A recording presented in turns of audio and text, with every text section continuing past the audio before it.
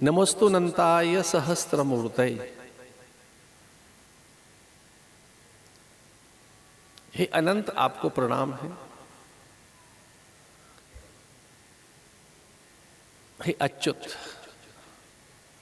हे सर्वशक्तिमान, सर्वव्यापक, अगम अगोचर, हे नित्य विद्यमान, विभु प्रभु स्वयंभू, आप अनंत हैं, आप विराट हैं, अनंत हैं। आपकी स्वाभाविक प्रवृत्ति के अनुसार अनंत में भी आप अनेक रूपों में विभक्त हैं। हे देव, आप एक ही हैं और अनेक होकर, अनेक रूपों में, जड़ चेतन होकर, जलचर थलचर नभचर होकर, अंडज पिंडज स्वेदज उद्भिज होकर इस संपूर्ण जैव जगत में केवल आप ही समाये हैं। तेरे नाम अनेक, तू एक ही है। एको हम बहु श्याम, बहु में अनेक में आप ही एक है।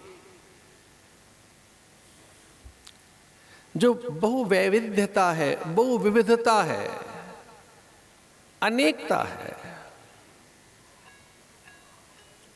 हे प्रभु, आपकी जो प्रचुरता है,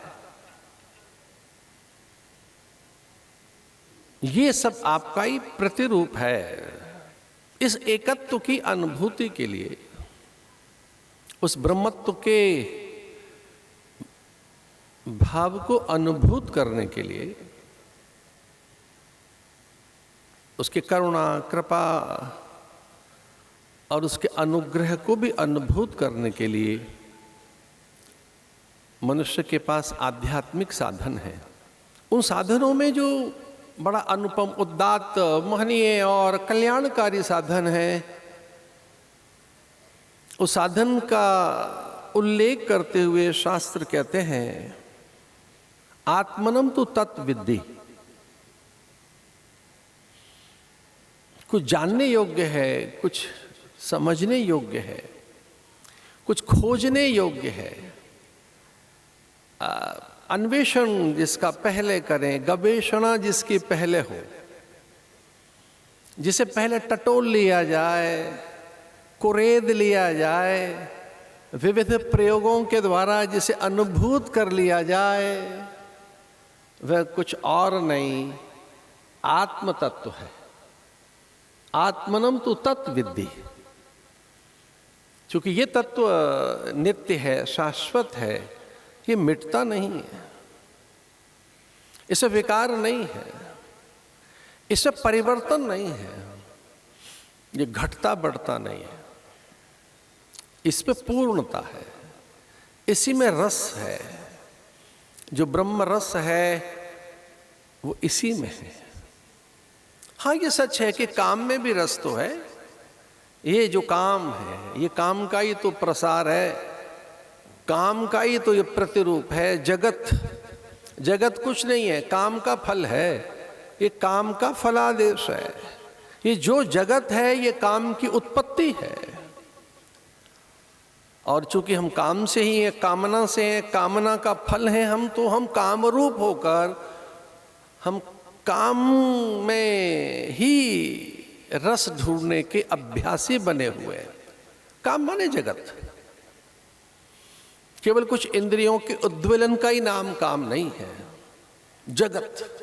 जगत में अभीप्सित, आकांक्षित होना, जगत मिले और इसे सूंघ लें, भोग लें, रख लें, ये काम में रस तो है, आकर्षण तो है काम में। पर काम से भी बड़ा रस कोई है, काम से भी बड़ा कोई आकर्षण है। काम रस है, उसकी उपेक्षा नहीं है। काम तो हमारे यहाँ एक पुरुषार्थ है।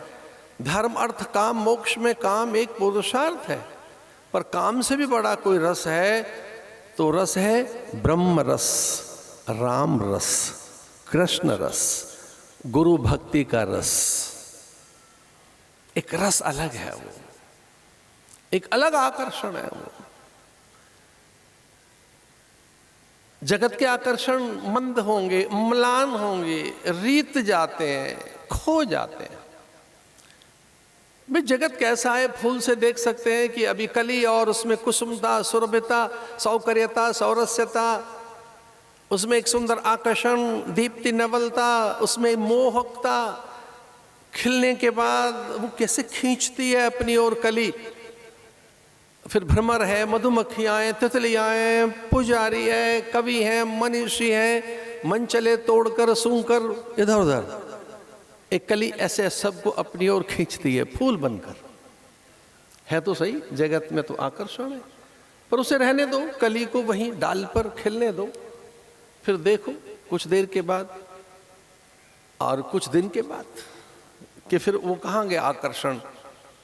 अब न तितलियां हैं, न मधुमक्खियां हैं, न भ्रमर हैं। अब वो पात पल्लव सूख रहे, मुरझा गए और फिर से वो माटी में माटी बन गए। इस जगत में जो है वो स्थिर नहीं है। इसलिए कभी आत्म पिपासु, जिज्ञासु, हमारा मन, हम सबका मन उसे खोज रहा है जो नित्य रस है, उस ब्रह्म रस का आकांक्षी है हमारा मन। हम स्वभावतः उस ब्रह्म रस के ही यात्री हैं, उसी के खोज में हैं हम, उसी के अन्वेषण की ओर हैं हम कि वो कैसे ही हमें प्राप्त हो।